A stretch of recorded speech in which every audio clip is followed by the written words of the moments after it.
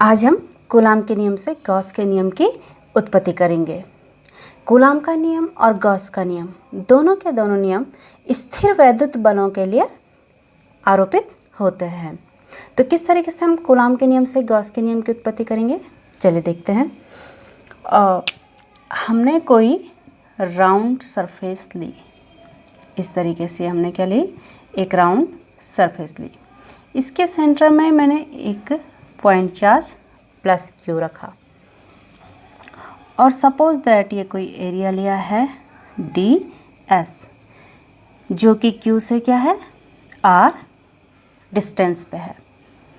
D S का जो normal होगा, एरिया वेक्टर होगा, तो वो क्या होगा, इस पे नॉर्मल होगा, तो क्या हो जाएगी इसकी डायरेक्शन, ये हो जाएगी, ये हो गया एरिया वेक्टर। अब ये एक राउंड सरफेस है, स्फेरिकल सरफेस है। कैसी सरफेस ले रहे हैं हम ले रहे हैं स्फेरिकल सरफेस। तो इस सरफेस के लिए जो ई है, ई भी क्या हो जाएगा, सेम डायरेक्शन में हो जाएगा। ई एंड डी एस दोनों की डायरेक्शन क्या हो जाएगी, समान हो जाएगी। तो इस कंडीशन में अगर हम टोटल इलेक्ट्रिक फ्लक्स कैलकुलेट करें तो टोटल इलेक्ट्रिक फ्लक्स हो जाएगा, इलेक्ट्रिक फ्लक्स की डेफिनेशन से closed integration of E dot D S.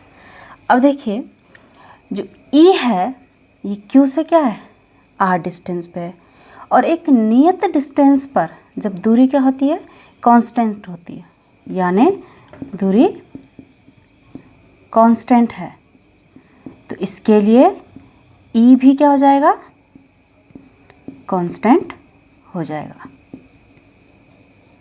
मतलब नियत दूरी पर किसी चार्ज से अगर हम कांस्टेंट डिस्टेंस पे ई कैलकुलेट कर रहे हैं तो ई क्या हो जाएगा, कांस्टेंट हो जाएगा। ई कांस्टेंट होगा तो इंटीग्रेशन से बाहर आ जाएगा और ये हो जाएगा हमारे पास डी एस कॉस थीटा।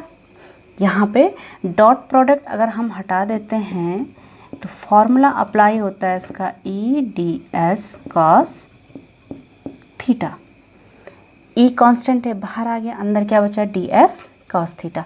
अब हमने सरफेस कैसे लिया है, स्फेरिकल सरफेस ली है, तो ई और डी एस के बीच जो एंगल है थीटा वो कितना है, 0 डिग्री। तो इसलिए cos theta equal to cos 0 degree और इक्वल टू कितना हो गया, 1। तो ये कितना आ जाएगा, ये आ जाएगा E close integral of D S. अब देखिए डी एस क्या है, इस स्फेरिकल सरफेस का टोटल सरफेस एरिया। हम यहाँ पे क्लोज इंटीग्रल का मतलब है डी एस को जो है क्या करें, इंटीग्रेशन कर रहे हैं। तो जो ये हमने डी एस लिया है, ऐसे ही छोटे छोटे जितने भी हम डी एस लेंगे सबको सम अप करेंगे। तो सारे अगर हम सम अप करेंगे तो क्या होगा, इस स्फेरिकल सरफेस का सरफेस एरिया हमें मिलेगा, और इस स्फेरिकल सरफेस का जो सरफेस एरिया है वो कितना होता है, 4 पाई आर स्क्वायर। तो इंटीग्रेशन ऑफ डी एस कितना हो गया, 4 पाई आर स्क्वायर। ये हो गया हमारे पास टोटल इलेक्ट्रिक फ्लक्स। ठीक है, इसे suppose that equation number 1 consider करते हैं। अब देखिए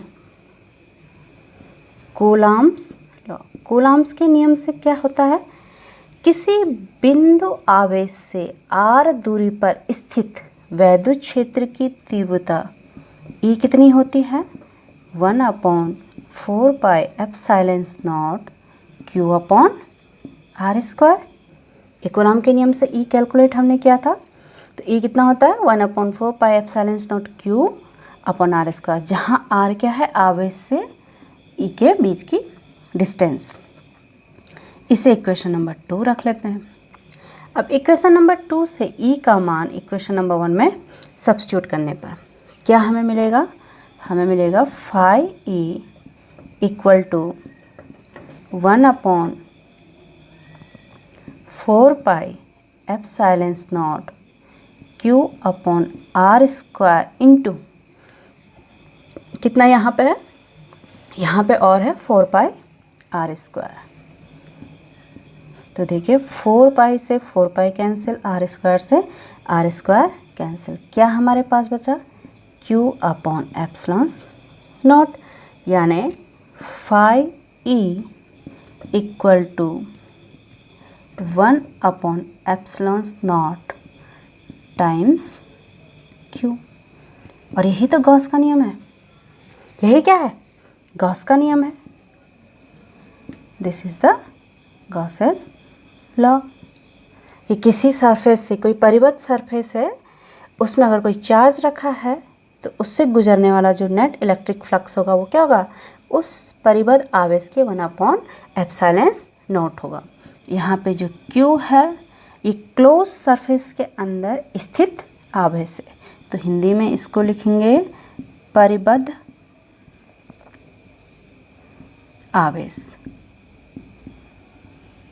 तो इस तरीके से कूलाम के नियम से हमने किसकी उत्पत्ति की, गॉस के नियम की। गॉस का नियम बताता है कि किसी परिबद्ध आवेश से सरफेस से जो कुल इलेक्ट्रिक फ्लक्स होगा वो उस आवेश के 1/एप्सिलॉन नॉट टाइम्स होता है। और हमने कूलाम के नियम से क्या किया, इसकी उत्पत्ति कर ली। तो ये था आज Gauss's theorem derived by Coulomb's law. Coulomb के नियम से हमने क्या निकाला, गॉसेस की थ्योरम निकाली। ठीक है।